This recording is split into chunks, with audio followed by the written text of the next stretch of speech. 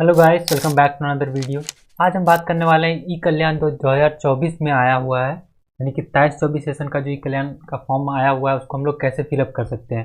Inside state वाले कैसे fill up करेंगे और आउटसाइड स्टेट वाले कैसे फिलअप करेंगे, वो सब कुछ आपको हम इसी वीडियो में बताएंगे। ठीक है, तो सबसे पहले बता दें, जो फ्रेशर्स हैं जिन्होंने अभी तक ई कल्याण अप्लाई ही नहीं किया है तो उनको क्या करना होगा, उनको रजिस्ट्रेशन करना पड़ेगा। तो रजिस्ट्रेशन करने के लिए आपको क्या करना है, सिंपली आपको गूगल में जाना है। तो गूगल में ई कल्याण टाइप करना है। ई कल्याण आप जैसे ही टाइप करेंगे ऐसा खुलेगा, और जो पहला वेबसाइट होगा उसको हम लोग ओपन कर लेंगे। ठीक है, इस वेबसाइट को हम ओपन कर लेते हैं। जैसे ही इसको ओपन करेंगे आप यहाँ पे देख सकते हैं स्टूडेंट लॉगिन का एक टैब बना हुआ है। एक दूसरा टैब जो ग्रीन कलर का टैब है स्टूडेंट रजिस्ट्रेशन का है। ठीक है, ये उन लोगों के लिए है जिन्होंने अभी तक अप्लाई नहीं किया है एक बार भी। तो रजिस्ट्रेशन पे हम लोग क्लिक करेंगे, उसके बाद हम लोग रजिस्ट्रेशन कर लेंगे। ठीक है, तो रजिस्ट्रेशन में आपको क्या क्या डालना है, सबसे पहले आपको आधार नंबर डालना होगा। स्टूडेंट का जो आपका जो आधार नंबर है वो हम लोग डाल लेते हैं, मान लीजिए। ठीक है, 12 डिजिट का आधार नंबर डाल दिए। उसके बाद आपको यहाँ पे स्टूडेंट का नाम डालना होगा, जैसे मेरा नाम, ये हम डाल दिए। ठीक है, उसके बाद आपको अपना डेट ऑफ बर्थ डालना है, जो भी आपका डेट ऑफ बर्थ होगा वो आप यहाँ पे डाल देंगे, जेंडर डाल देंगे। उसके बाद आपको मोबाइल नंबर डालना है। मोबाइल नंबर सबसे इंपॉर्टेंट है। ठीक है, क्योंकि मोबाइल नंबर आपको वही डालना है जो आपका बैंक से लिंक होगा, जो आपका आधार से लिंक होगा।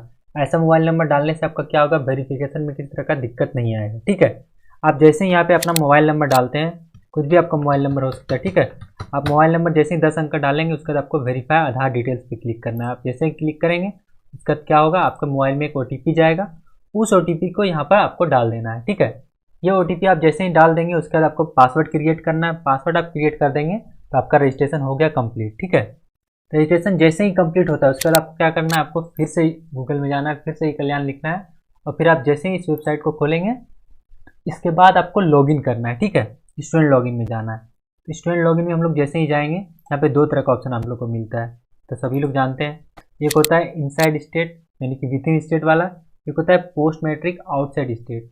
ये विद इन स्टेट जो है ये उन लोगों के लिए है जो कि झारखंड के हैं और झारखंड के ही किसी कॉलेज में पढ़ रहे हैं। मान लीजिए वो रांची में किसी कॉलेज में पढ़ रहे हैं, दुमका में पढ़ रहे हैं, या हजारीबाग में किसी भी कॉलेज में पढ़ रहे हैं। ठीक है, यानी कि झारखंड में रह के ही आप पढ़ रहे हैं और आपका झारखंड का ही रेसिडेंस है तो आप विद इन स्टेट भरेंगे।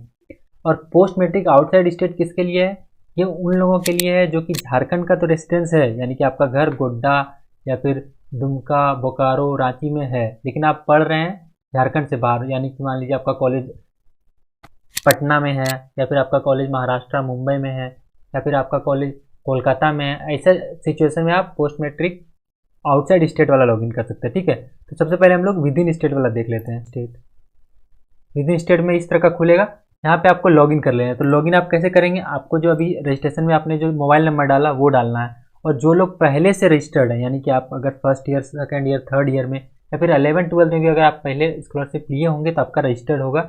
आपको बस यहाँ पे अपना मोबाइल नंबर डालना है और जो भी आपका ई कल्याण का पासवर्ड है वो डाल देना है। ठीक है, उसके बाद आपको नीचे जो दिख रहा है यहाँ पे कैप्चा का ऑप्शन, आपको यहाँ पे कैप्चा डाल देना है।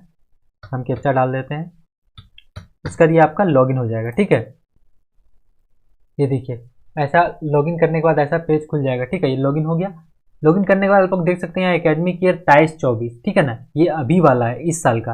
और उसके पहले नीचे जो है 22-23 वाला जिन लोगों को मिल गया है मिल गया, जिन लोगों को नहीं मिला है वो इस महीने तक सबको कम्प्लीटली मिल जाएगा। ठीक है, अगर आपका मतलब कि डॉक्यूमेंट्स में किसी तरह का दिक्कत नहीं होगा तो। बाकी हम लोग देख रहे हैं 2023 से 24 वाला सेशन, यानी कि जो अभी जो ऑनलाइन हो रहा है उसका। ठीक है, तो यहाँ पे आप देख सकते हैं with in state face application का रजिस्ट्रेशन हो रहा है। यहाँ पे अप्लाई ऑनलाइन का आपको टैब दिख रहा है, ग्रीन कलर का दिख रहा है ना, यहाँ पे अप्लाई ऑनलाइन, यहाँ पे आप लोग क्लिक करेंगे। ठीक है, आप जैसे ही यहाँ पे क्लिक करेंगे आप लोग आपका यहाँ खुल जाएगा, मतलब आपका पेज जहाँ से वो सारा कुछ फॉर्म एंड फिलअप होता है। तो सबसे ऊपर में आपको आपका आधार नंबर दिखेगा 12 डिजिट का, वो आपको दिख रहा है। उसके बाद आपको नीचे डिटेल्स डालना है, जैसे मैट्रिक का हम डिटेल डालेंगे, 10th का, तो 10th का आपका कौन सा बोर्ड से था, चेक बोर्ड या ICSE या CBSE, जो भी आपका बोर्ड है वो आप डाल देंगे। मैट्रिक का जो एडमिट कार्ड नंबर होता है, आप एडमिट कार्ड खोलेंगे वहाँ पे नंबर होगा वो आप डाल देंगे। ठीक है, पासिंग ईयर्स, आपने कौन से ईयर में 10th पास किया है, डेट ऑफ बर्थ, ये सब तो आप लोग को बताने का जरूरत नहीं है क्योंकि आप लोग कॉलेज स्टूडेंट्स हैं। ये सब कुछ आप मैक्सिमम मार्क्स, आपका टोटल जितना मार्क्स था, और ये सब कुछ सही डालिएगा क्योंकि मार्क्स से मैटर नहीं करता आपका स्कॉलरशिप। तो यहाँ पे आप गलत डालेंगे तो मिसमैच डॉक्यूमेंट्स हो जाएगा, फिर आपका रिजेक्ट कर देगा। ठीक है, तो आप जब भी फॉर्म भर रहे हैं सही सही इन्फॉर्मेशन डालिए, ये नहीं कि अगर आपका 60% है तो 70 करके डाल दिए, उससे कोई ज़्यादा पैसा नहीं मिलने वाला। ये 10th का डिटेल्स हो गया। फिर पर्सनल डिटेल में आप लोग को नाम भरना है, पेरेंट्स आपका अलाइव है या नहीं वो सब कुछ आप लोग डाल देंगे, ठीक है। उसके बाद अपना फैमिली का इनकम, ये जो सबसे मेन चीज़ है, फैमिली इनकम आपको डालना है। फैमिली इनकम आप कहाँ से डालेंगे, आपका जो इनकम सर्टिफिकेट होगा उसमें आप लोग देख लेंगे, आपका जितना का इनकम सर्टिफिकेट होगा उतना ही डालेंगे। और अगर आपका फैमिली इनकम अभी मतलब इनकम सर्टिफिकेट अभी नहीं बना तो आप यहाँ पे जितना डालेंगे उतना कहीं फैमिली इनकम कर्मचारी को बोल के बनवा लीजिएगा। अगर यहाँ पे मिसमैच होता है तो फिर आपका वो रिजेक्ट हो जाएगा, ठीक है। उसका जो मेन चीज़ आता है कैटेगरी, अगर आपका जो भी कैटेगरी होगा SC ST या BC1 BC2 जो भी होगा आपको वो यहाँ पे डाल देना है, ठीक है, कैटेगरी। क्योंकि देखिए ई कल्याण स्कॉलरशिप मिलने के लिए 2-3 चीज़ जो महत्वपूर्ण है वो है फैमिली इनकम, यानी इनकम सर्टिफिकेट के थ्रू वो देखा जाएगा। दूसरा है आपका कैटेगरी, यानी कि आपका जो कास्ट सर्टिफिकेट है, कास्ट सर्टिफिकेट में आपका कौन से कैटेगरी में आते हैं वो भी मैटर करता है, ठीक है ना। ये हो गया। उसका मोबाइल नंबर ईमेल तो आपका वहाँ पहले से ही होगा। उसके बाद हम लोग नीचे आ जाते हैं इंस्टीट्यूशन एंड कॉलेज डिटेल्स, ठीक है। तो आपका कॉलेज कौन से डिस्ट्रिक्ट में है, यहाँ पे आपको अपना नहीं डालना है, कॉलेज आपका कहाँ है उसके हिसाब से डालना है। मान लीजिए आपका कॉलेज हजारीबाग में है तो हम यहाँ पे हजारीबाग डाल देंगे, ठीक है। तो हजारीबाग में कौन से ब्लॉक में है आपका, ठीक है, उस ब्लॉक का नाम डाल दीजिए जिस ब्लॉक में आपका कॉलेज होगा। उसका उस ब्लॉक में जितना कॉलेज होगा वो सबका यहाँ पे आ जाएगा, ठीक है। आप अपना कॉलेज को सिलेक्ट कर लीजिए यहाँ से।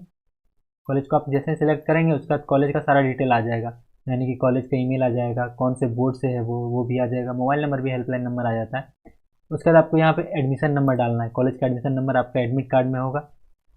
और कॉलेज में जिस दिन आपने एडमिशन किया वो भी डाल सकते हैं, कॉलेज वेरीफाई करता है ये सारा डिटेल, ठीक है। उसके बाद आप कोर्स डाल सकते हैं कि आप इंटरमीडिएट कर रहे हैं या ग्रेजुएशन कर रहे हैं, जो भी कर रहे हैं आपका जैसा कॉलेज होगा उस हिसाब से आ जाएगा। कोर्स का नाम डाल दीजिए आप यहाँ पे, करंट ईयर डाल दीजिए, कोर्स का टाइप डाल दीजिए, स्कॉलरशिप टाइप यानी कि हॉस्टलर है या डे स्कॉलर है। मतलब हॉस्टलर और डे स्कॉलर में थोड़ा 1-2 हज़ार का अंतर आता है जब स्कॉलरशिप आता है, तो वो आप यहाँ पे डाल सकते हैं। उसका लास्ट ईयर क्लास डिटेल, यानी कि आप जिस साल का भी, मान लीजिए अगर आप फर्स्ट सेमेस्टर में हैं अभी तो आपको 12th का वो क्लास डिटेल डालना है। अगर आप सेकेंड सेमेस्टर में तो फर्स्ट सेमेस्टर का आप डाल सकते हैं, उसका मार्क्स डाल सकते हैं, ग्रेड में है, डिवीजन में है या CGPA में, ठीक है। लास्ट ईयर डिवीजन ग्रेड, जैसे कि मतलब आपका 7 CGPA 8 CGPA जो भी आया होगा वो आप डाल सकते हैं। और लास्ट सेमेस्टर का, यानी कि अगर आप 6 में है तो 5th वाला डालेंगे, 4th वाला डालेंगे।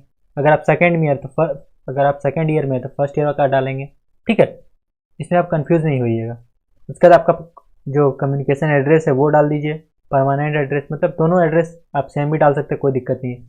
उसके बाद जो मेन आता है डॉक्यूमेंट अपलोड का प्रोसेस, ठीक है। तो अपलोड डॉक्यूमेंट में आपको कौन कौन सा चीज़ अपलोड करना होगा, online issued certificate like caste, residential and income, ये 3 चीज़ें, कास्ट सर्टिफिकेट, रेसिडेंशियल सर्टिफिकेट और इनकम सर्टिफिकेट। साथ साथ आपका एक फ़ोटो अपलोड करना है, तो यहाँ पे आप फोटो चूज़ करके सेलेक्ट कर सकते हैं, चूज़ फाइल करेंगे, ठीक है। आपका फ़ोटो आ जाएगा, इस फोटो का आप यहाँ पे ओपन करके सिलेक्ट कर सकते हैं ऐसे करके, ठीक है।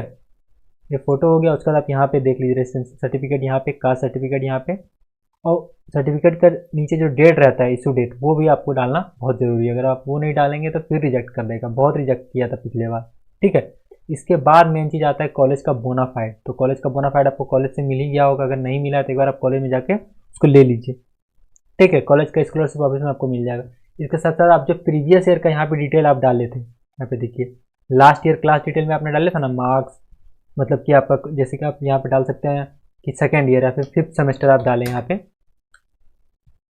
मान लीजिए आप कुछ भी डाल दिए 4th सेमेस्टर 4th सेम, तो यहाँ पे जो आप डालेंगे उसी का आपको जो है मतलब प्रीवियस ईयर मार्कशीट यानी 4th सेमेस्टर का ही मार्कशीट आपको यहाँ पे अपलोड करना होगा, ठीक है। ये आप जैसे अपलोड करेंगे उसके बाद आपको यहाँ पे क्या करना है, ये जो कैप्चा दिया हुआ है 668001 इसको आप कैप्चर कर लीजिए। उसके बाद आपको इसका प्रीव्यू में जा सकते हैं, ठीक है।